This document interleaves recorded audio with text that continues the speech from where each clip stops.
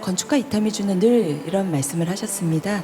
건축가는 도공과도 같은 무심으로 건축을 만들어야 된다.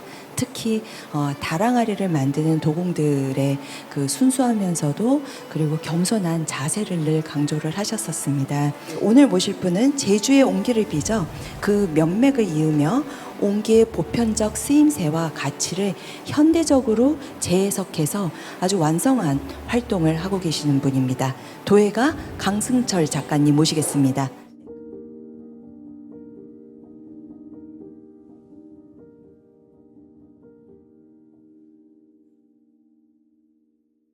네, 안녕하십니까. 제주도에서 태어나서 제주도에서 작업을 하고 있는 강승철이라고 합니다. 저는 제주에서 이렇게 작업을 하다 보니 제주 흙이라는 소재에 대해서 상당히 좀 관심도 많고 그거를 어떻게 해서 좀 더 새롭게 표현할 수 있을까 이제 그런 부분에 대해서 고민을 많이 하고 작업을 하고 있습니다.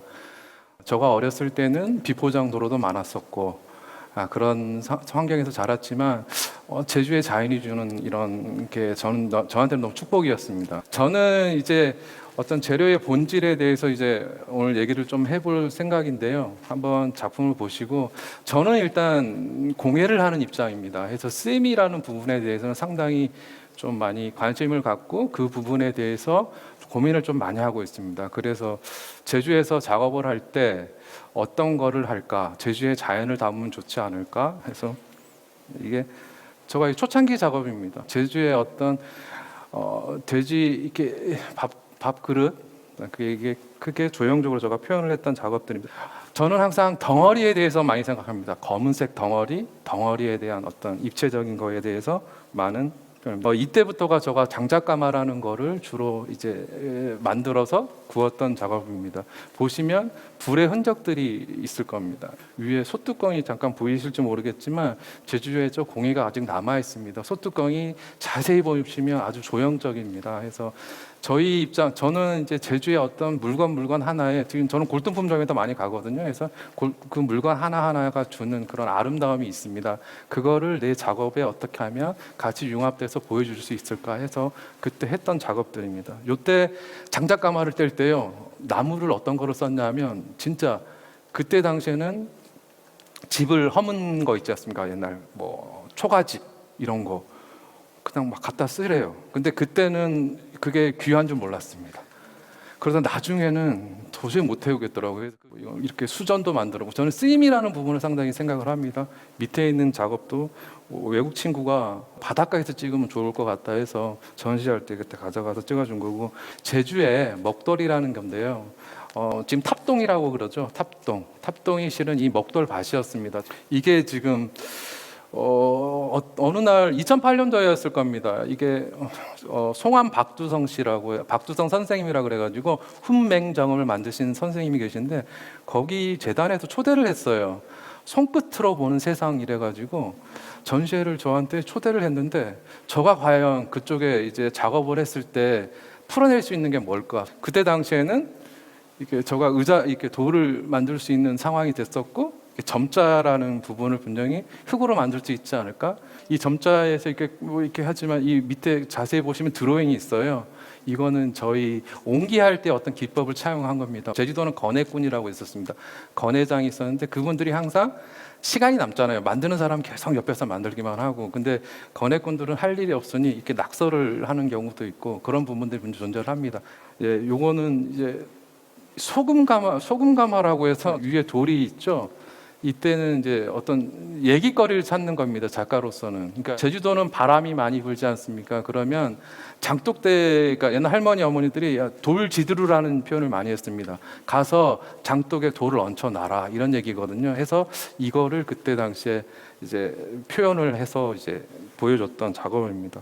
이 작업이 저한테는 어떤 반전에 있었던 작업이라고 보시면 좋을 것 같아요. 이건 100% 제주 흙으로 만든 겁니다. 제주 흙으로 만들어서요, 검게 구우기 시작한 단계입니다. 이 전시회를 그때 했을 때 모든 사람들이 와서 봤을 때 다 유약 바른 거 아니야 부터 시작해서 이거 제주 온 게 아니야 뭐 여러 가지 표현들을 너무 많이 해주셨던 얘기인데, 저는 심벌 같은 경우에는 주로 많이 차용을 하는데 그 항아리가 갖고 있었던 옛날 할머니들이 정황수 빌고 했던 공간이 다 이게 항아리랑 밀접하게 연관이 돼 있어서 그렇게 차용을 했던 부분이에요. 이런 부분들은 뭐 이렇게 가마에서 어떻게 굽느냐에 따라서 경계가 생기고 그런 경계를 어떻게 하면 더 자연스럽게 표현할 수 있을까 해서 저는 자연에서 많이 채용을 했기 때문에 그런 식으로 해서 작업을 했던 내용입니다. 옹기 만드는 방법은 두 가지가 있습니다. 제주도랑 전라도만 희한하게 판장을 넓혀요. 판을 넓혀서 그런 거 이렇게 해서 판을 치고 판장을 쳐서 말아서 때려서 만드는 게 전라도랑 제주도 방식이고요. 경상도라든지 충청도, 서울, 북한 같은 경우에는 가래떡이잖아요. 떡볶이 떡을 이렇게 크게 말아서 그걸 때려서 만드는 게 그거거든요. 그래서 이때 당시에는 내가 판을 칠 수 있고 지금 이거는 뭐 물레라고 치면 발로 돌려서 내가 내 리듬에 맞춰서 크게 제작을 할 수 있으니까 너무 재미있게 작업을 할 수 있었던 첫 시작이었던 작업이라고 보시면 좋을 것 같습니다. 예, 이거는 뭐 이때 당시에는 이런 달래기 많이 안 했는데 요즘 들어서 달래기 많이 합니다. 그래서 여기 물이 실은 자세히 보면 이게 조금씩 고여 있는 거, 이게 뭔가 비춰졌을 때 느낌을 좀 해서 이거는 두 가지를 보여주려는 건데 색깔이 딱 두 가지 톤이 나올 수밖에 없습니다. 제주 흙으로 구웠을 때 검은색, 빨간색 이해되시죠? 이거는 눕혀서 구웠습니다. 이렇게 눕혀서. 저는 이게 이런 거 이거는 바로 구웠지만요, 이렇게 눕혀서 구우는 경우도 있습니다. 그러면 불에 의해서 의도치 않은 선이 나올 때도 있고 그렇습니다. 그래서 그런 것들을 보여줄 수 있지 않나 해서 같은 형태지만 두 가지 색이 나온다는 것을 여러분한테 좀 알려주고 싶어서 이제 선택했습니다. 요게 뭐 이름 적혀 있죠. 보시면 문대장, 이제 뭐 정대장. 저가 어느 날 이게 민속박물관에서 나온 책인데 그때 그 대장자가 적혀 있는 거예요. 항아리 표면에다가. 보통 사인을 안 하지 않습니까? 만드는 사람은 옛날 사람들은 대량으로 만들기 바쁜데 그럼 문시성을 가진 대장이 사인을 했다는 건가? 이제 그런 데서 출발한 거예요. 그래서 내가 여러 사람의 성씨가 있잖아요. 그런 식의 어떤 얘기들을 이제 이게 담으면 어떨까 해서 했던 작업들입니다. 이거는 이제 어떤 존재의 가치를 알리다라는 제목으로 했는데요. 이거는 이게 가마에 넣는 어떤 형태를 보여주려고 했었습니다. 제주 옹기는 이렇게 포개입니다. 포개고 이런 구조가 거의 돼요. 이렇게 아치가 돼 있겠죠. 그럼 또 뒤에도 이렇게 되고. 그러니까 이거를 저는 옛날 항아리를 갖다가 놓고 저가 만든 항아리를 놓고 해서 하다 보니까 찢어지기도 하고 저는 이런 것도 자연스러운 결과물이라고 볼 수 있거든요. 그런 작업들을 어느 날은 찾게 되는 거예요. 이 안에 어떤 내용을 담았느냐에 따라서 이 항아리가 다시 내가 불에 들어가는 순간 전혀 이게 찢어지기도 하고 그 느낌이 너무 좋아가지고 그런 식의 작업을 했던 겁니다. 요거는 이제 여기 현대미술관에서 허벅이라는 거를 전시를 했을 때 저가 만들어봤던 이제 허벅인데 검은색, 빨간색 이게 두 가지 톤을 해서 이게 많이 만들어 보고 저희 같은 경우에는 많이 만들면서의 어떤 얘기를 많이 찾으려고 그렇게 좀 하는 사람 입장입니다. 이거는 이제 양동이라고 하죠. 나중에 사진이 나올 건데요.